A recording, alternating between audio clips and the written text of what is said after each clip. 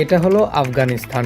২০২১ সালে তালেবান যখন আফগানিস্তানের সরকার হয় তখন থেকে আফগানিস্তান ধীরে ধীরে উন্নত শিখরে পৌঁছেছে। আর উন্নত শিখরে পৌঁছানোর জন্য তালেবান সরকার নতুন কিছু মেগা প্রজেক্ট হাতে নিয়েছে। উদাহরণস্বরূপ ৪২ মেগাওয়াট বিদ্যুৎ উৎপাদনে সক্ষম সালমা বাঁধ নির্মাণ থেকে শুরু করে কোস্টেপা খাল নামে পরিচিত ২৮৫ কিলোমিটার খাল নির্মাণ। আফগানিস্তানের সরকার অবকাঠামো উন্নয়নের ধীরগতির কোনো লক্ষ্য দেখায়নি।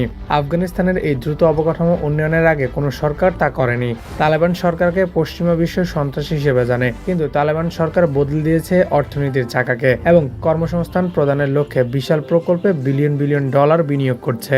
টেরিবাত ২ বছরেরও বেশি সময় ধরে আফগানিস্তান একটি গুরুতর খরা সমস্যার সম্মুখীন হয়েছিল, যার ফলস্বরূপ সারা দেশে খাদ্য ও জলের অভাব দেখা দিয়েছে। প্রকৃতপক্ষে ২০২২ সালে বিশ্ব খাদ্য কর্মসূচির প্রতিবেদনে উল্লেখ করা হয়েছে যে ২৫ বছরের কম সময়ের মধ্যে দেশটি মারাত্মক দুর্ভিক্ষের শিকার হবে। কৃষকরা তাদের ফসলের জন্য চিন্তিত ছিল এবং আফগানিস্তানের আগ্রাবাদ সেক্টরের ভবিষ্যতের ঝুঁকি বেশি ছিল।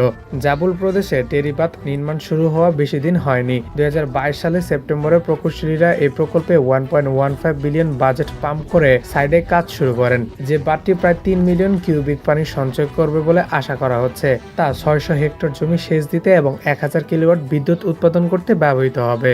যদিও টেরি ড্যাম নির্মাণের ধারণাটি প্রতিবেশী দেশ উজবেকিস্তান এবং পাকিস্তান দ্বারা তীব্রভাবে সমালোচিত হয়েছিল, দেশটির প্রকল্পটি পরিকল্পিত সমাপ্তির পিছুপা হচ্ছে না। এটি স্থানীয় সংস্থা এবং প্রকৌশলীদের জন্য কর্মসংস্থান সৃষ্টি করেছে, যাদেরকে বাঁধ নির্মাণের পরিকল্পনা ও নকশা করার দায়িত্ব দেওয়া হয়েছে।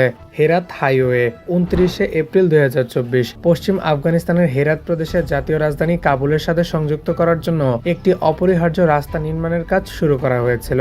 যে রাস্তাটি নির্মাণে ৪৫০ মিলিয়ন ডলার খরচ হবে এবং তা ৫ বছরের মধ্যে ৪৮০ কিলোমিটার দৈর্ঘ্য এবং ১২ মিটার প্রস্থের সাথে সম্পূর্ণ করার পরিকল্পনা করা হয়েছে। সেল হাইওয়ে রাজধানীর যানজট বিশৃঙ্খলার সমাধান করতে সাহায্য করবে, যেটি গোর প্রদেশ, বমিয়ান প্রদেশ এবং ওয়াগদাক প্রদেশের মধ্যে দিয়ে চলছে।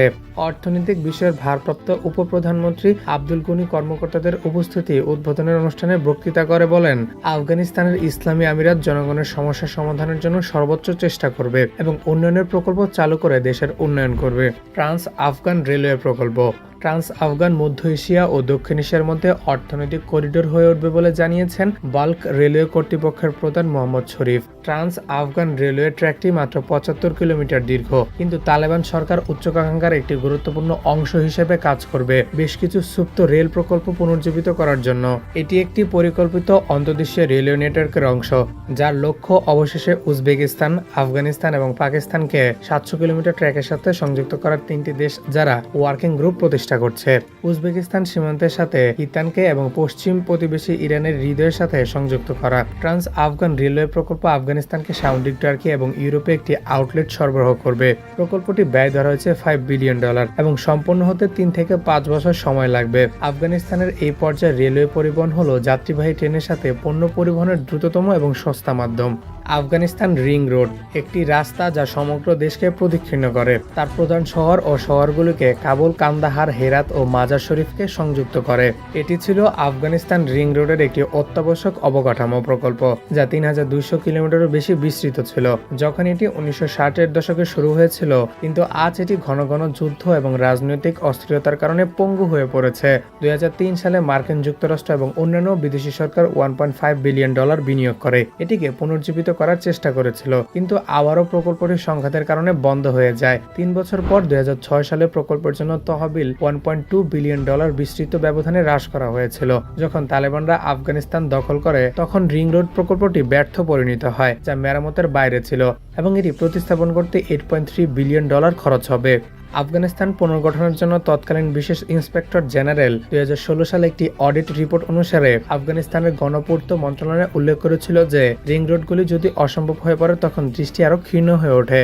যুদ্ধ বিধ্বস্ত দেশটি মার্কিন যুক্তরাষ্ট্রের উপস্থিতি প্রত্যাহার করে এবং তালেবান সরকার ২০২১ সালে আবারও ক্ষমতা দখলের সাথে সাথে কেন্দ্রীয় সরকার ভেঙে পড়ে। রিং রোডের ভবিষ্যৎ অন্ধকার দেখাচ্ছিল, কিন্তু আশ্চর্যজনকভাবে তালেবানরা রিং রোড সহ অবকাঠামো প্রকল্পগুলিতে নিষ্ক্রিয়ভাবে বিনিয়োগ করার জন্য একটি এজেন্ডা তৈরি করেছে। যদিও পুনর্নির্মাণের জন্য বাজেট তা নিশ্চিত নয় যে এটির মাধ্যমে টানেল বাণিজ্যের উন্নতি হবে, পরিবহন এবং দেশের প্রধান শহরগুলিতে এবং তার আশেপাশের প্রত্যন্ত সম্প্রদায়গুলিকে সংযুক্ত করবে। কাবুল নিউ সিটি সালে আফগান সরকার তার মূলধন পুনর্গঠনের জন্য $15 বিলিয়ন বরাদ্দ করেছিল, যা উদ্বাস্তুদের দ্বারা অত্যাধিক জনসংখ্যায় পরিণত হয়েছিল। তবে এই পরিকল্পনাটি চ্যালেঞ্জের সাথে মোকাবেলা করছে, যা এর বৃদ্ধিকে বাধা দেয়। কিন্তু আজ সেই পরিকল্পনাটি 2023 সালে পুনর্জীবিত হয়েছে। আফগান সরকার সিভিল নতুন শহরের জন্য নীল নকশা চূড়ান্ত করেছে এবং হাজার হাজার পরিবারকে জমি বিতরণ করেছে।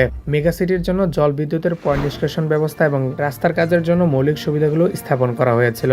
কিন্তু উল্লেখযোগ্য অগ্রগতির আগে আগস্ট 2023-এ যখন সরকার নির্মাণ করার কোম্পানির সাথে একটি চুক্তি স্বাক্ষর করে, তখন 3 মিলিয়ন মানুষের জন্য আবাসন এবং সম্পর্কিত অবকাঠামো তৈরি করে।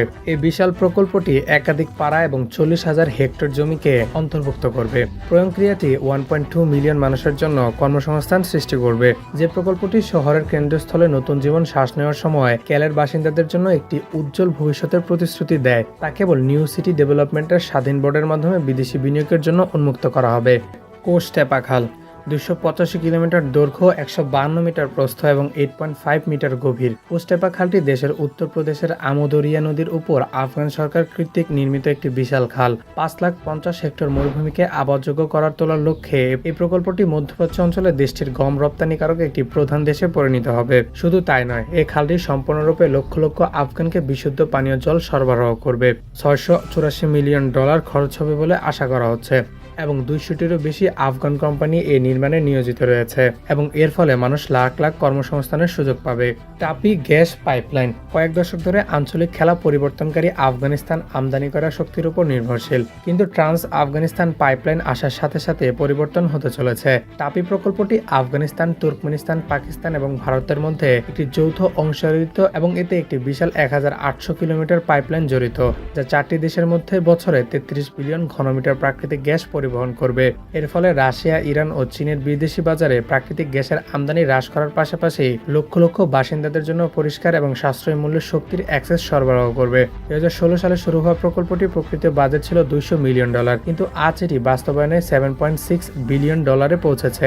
পাশাপাশি এর নাগরিকদের জন্য প্রত্যক্ষ ও পরোক্ষ কর্মসংস্থানের সুযোগ তৈরি করে। শুধু তাই নয়, আফগানিস্তান 500 মিলিয়ন ঘনমিটার গ্যাস পাবে টাপির কাজ শেষ হওয়ার প্রথম দশকে, যা দ্বিতীয় এবং তৃতীয় দশকে যথাক্রমে 1 এবং 1.5 বিলিয়ন ঘনমিটারে বৃদ্ধি পাবে। শিল্পের জন্য বিদ্যুৎ উৎপাদনের জন্য এই গ্যাস ব্যবহার করার পাশাপাশি দেশটি মধ্য ও দক্ষিণ প্রদেশের আফগান পরিবারগুলোর ব্যবহারের জন্য পর্যাপ্ত গ্যাস সরবরাহ করতে সক্ষম হবে। এছাড়া সার উৎপাদনের সম্ভাব্য সক্ষমতা সামগ্রিকভাবে দেশের কৃষিভিত্তিক অর্থনীতিকে চাঙ্গা করতে সাহায্য করবে। সালমাবাদ হেরাতের পশ্চিমাঞ্চলীয় প্রদেশে সালমাবাদটি জলবিদ্যুতের জন্য আফগানিস্তানের সম্ভাবনার একটি প্রমাণ। 20 কিলোমিটার দৈর্ঘ্যের এই বিশাল বাঁধটি 144 মিটার উঁচু। কংক্রিটের মধ্যাকর্ষক কাঠামো 42 মেগাওয়াট বিদ্যুৎ উৎপাদন করতে সক্ষম, সেই সাথে অঞ্চল জুড়ে বাড়ি এবং শিল্পকে শক্তি দেয়। প্রকল্পটি 75 হেক্টর জমিতে সেচের ব্যবস্থা করে, যা কৃষি উৎপাদন ও গ্রামীণ উন্নয়নকে বাড়িয়ে তোলে। যদিও 2000 দশকের ঘোড়ার দিকে নির্মাণ শুরু হয়েছিল, এটি 1300 কিলো বিস্ফোরক ব্যবহার করে। বাঁধটি ধ্বংস করার জন্য তালেবানদের দ্বারা নাশকতার অসংখ্য প্রচেষ্টা চালানোর মুখোমুখি হয়েছিল। এটি 2006 সাল পর্যন্ত পরিত্যক্ত ছিল, যখন রাষ্ট্রপতি বাজপেয়ীর নেতৃত্বাধীন ভারত সরকার সমর্থনে প্রকল্পটি পুনর্জীবিত করা হয়েছিল এবং আজকের সময়ে $275 মিলিয়ন প্রাথমিক বিনিয়োগ প্রাপ্ত হয়েছে। 1988 সালে ভারতীয় কোম্পানি ওপোস এটি পুনর্নির্মাণের প্রস্তাব দিয়েছিল, কিন্তু বাঁধের কাজ শেষ হওয়ার কাছাকাছি আসার সাথে সাথে এখন এটি বিধ্বংসী গৃহযুদ্ধের সম্মুখীন হয়েছে। এটি উভয় দেশের জন্য উল্লেখযোগ্য সুবিধা বয়ে আনবে বলে আশা করা হচ্ছে।